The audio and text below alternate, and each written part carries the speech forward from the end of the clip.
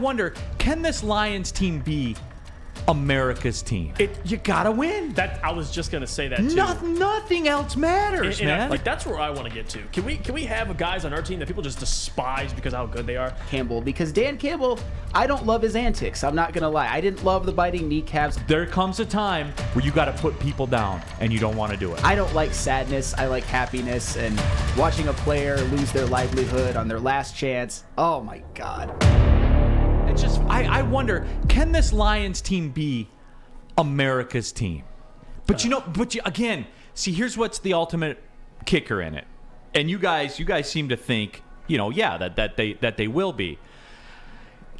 You gotta win. I was just gonna say that too. Nothing else matters, and man. I feel like the best teams in the NFL we don't like. Like, I want to get to that point where you're so damn good, everybody hates you. I mean, the fact that people love the Lions or national, recognition, it's almost like in a way, they're excited for the Lions, but it's also like, kind of feel bad for the Lions. Like, we're waiting for them to take off. I'd like us to be in a position where we're winning, and nobody likes us other than Lions fans. That's what you want. You don't want everybody to, put their arm around you like you're their little brother. It's like, all right, come on, Lions, let's go. Let's get some wins.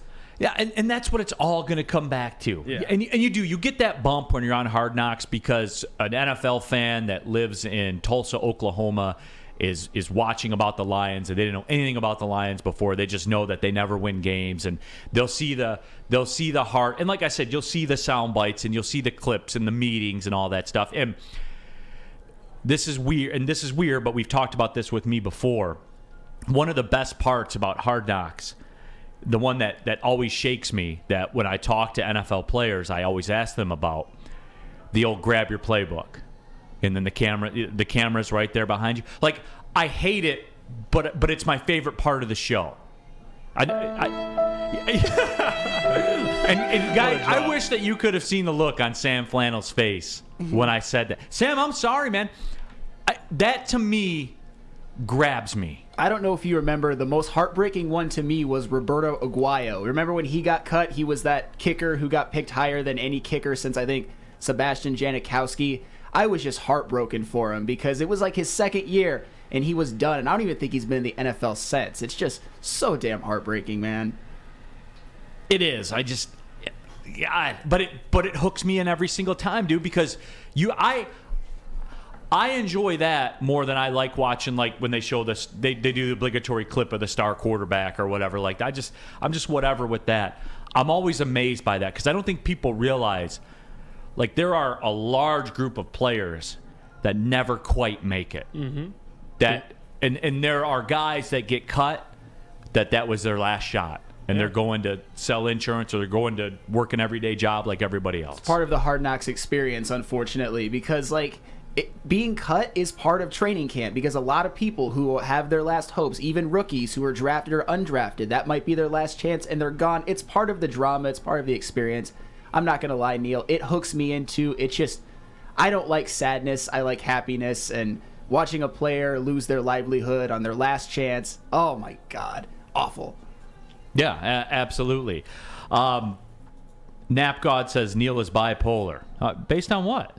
I don't understand that. But yeah, okay. But we're talking about right now. Can the Lions be America's team with Hard Knocks coming up?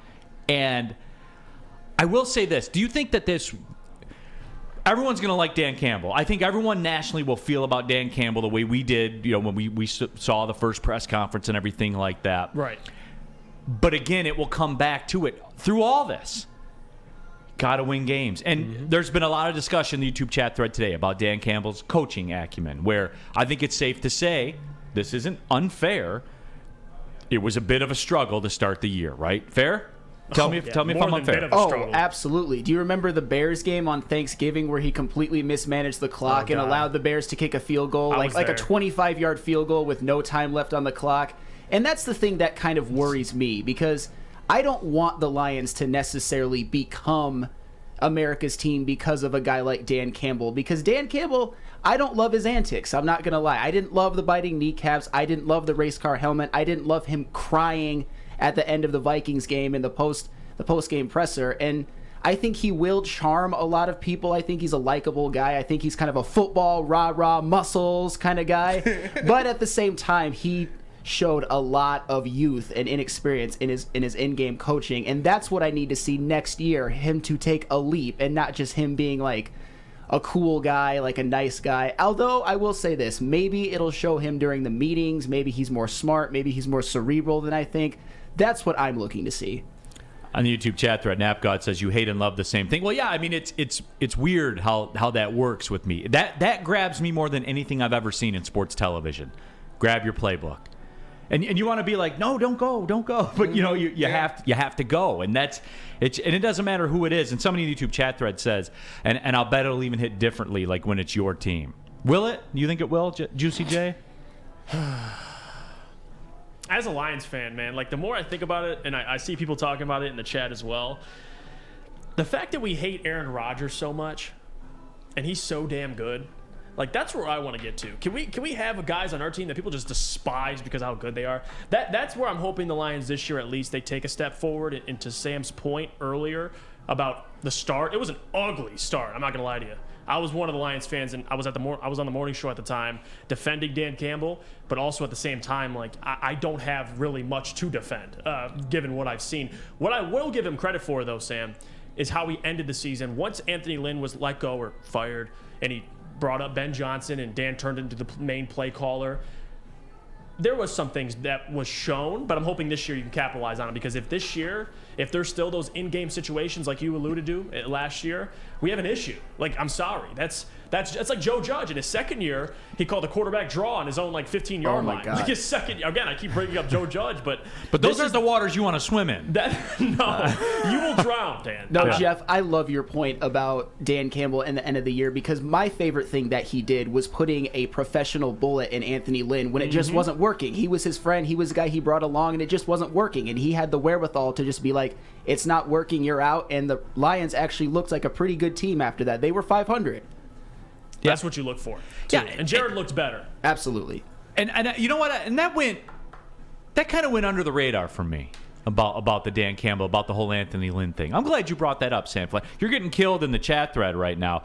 Detroit Arrow, Sam Flannel is heartless. Joe Blow says Flannel doesn't know what the hell he's talking about. Dave Schultz says Flannel, that is because you are a Vulcan and don't like emotions. D. Price says Flannel, boo, boo, boring. Motor City Dan Campbell rocks. And Mark Walston says only those with no personality won't like coach. Those were all in a row. I didn't have to search for those. I just read one and kept going down the list. But whatever, though. I'll give you credit for this, because you made me think about something that went past my radar that I'm very big on. And I'll equate this to the Joe Dumars thing. All right? One of my big things about Joe Dumars is when he drafted Mateen Cleaves and wasn't working. Mm-hmm. Traded him to Sacramento, got back a player in John Barry and a draft pick. You know what I'm saying? Just a total, maybe the trade of all time in professional sports, I think. Like return based on, what you gave up. But it took Joe Dumars to say, this pick, this isn't working. Self-awareness. And like what you talked about with Dan Campbell, that's big for me, man, because I think that is the one thing that cost professional sports teams and college sport teams. Let's be real. We saw this with Michigan State football, right, Spence? We saw this with Michigan State football for a while. Oh, for sure. There comes a time where you got to put people down, and you don't want to do it. Yeah, it was like that then. The end years of Antonio were like that. It was his way of coaching, his way of recruiting wasn't working anymore. You weren't getting the 3 stars that turn out to be different difference makers in your team, and especially with what was coming up with NIL and transfer portal, D'Antonio wouldn't have been able to do anything with those, not to the lengths that Mel Tucker is. So yeah, and again, D'Antonio was arguably the best coach in school history. Like Anthony Lynn was the best coordinator in Lions history. It's a tough bullet to swallow when you got a guy that a lot of people like. He might be the friend of the head coach or something like that, but you got to put him down if it's not working. Doughboy Steve, Sam killing the legend before he even have a chance to become a legend. Jack Harrington, boo, boo, Sam Flannel. I mean, a lot of people want to call Dan Campbell a legend already, and that's what kind of bothers me, and that's where I'm like, pump the brakes, people. Yeah. If he shows us something, I will cheer.